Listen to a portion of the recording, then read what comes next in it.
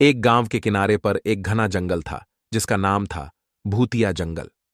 जंगल के अंदर का रास्ता इतना भयानक था कि सूरज की रोशनी भी वहां तक नहीं पहुंच पाती थी। गांव के लोग जंगल की कहानियों से डरते थे और जंगल की ओर जाने से बचते थे। कहा जाता था कि जंगल में एक बहुत पुरानी और जर्जर हवेली खड़ी थी जिसमें एक राजा की आत्मा रहती थी।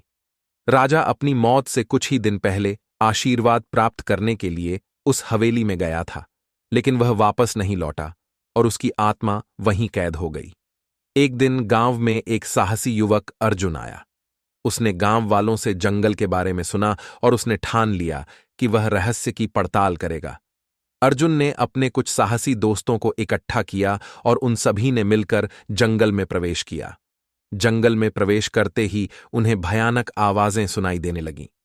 पेड़ों के पत्ते सरसराने लगे और ठंडी हवा उनके कानों में फुसफुसाने लगी।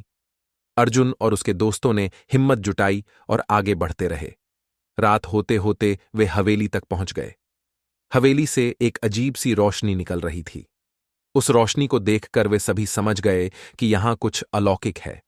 उन्होंने हवेली के अंदर कदम रखा और देखा कि हवेली के अंदर का दृश्य किसी रोशन महफिल की तरह था।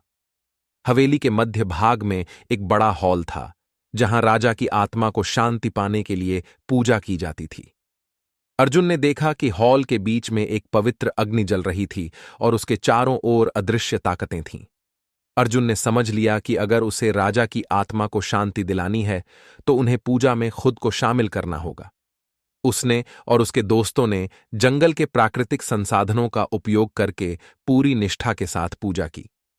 पूजा पूरी होने पर राजा की आत्मा प्रकट हुई और उसने अर्जुन और उसके दोस्तों को आशीर्वाद दिया।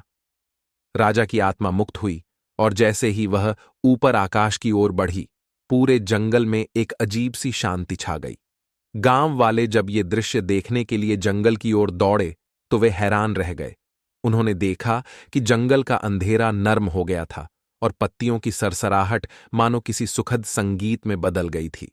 अर्जुन और उसके दोस्तों के साहस और ज्ञान के कारण जंगल अब भूतिया नहीं रहा। लोगों ने उन्हें अपना हीरो माना और भूतिया जंगल अब एक पवित्र जंगल के रूप में जाना जाने लगा। कहानी से ये सीखने को मिलता है कि साहस और सच्चाई की राह पर चलने वालों का मार्ग ईश्वर हमेशा प्रशस्त करते हैं।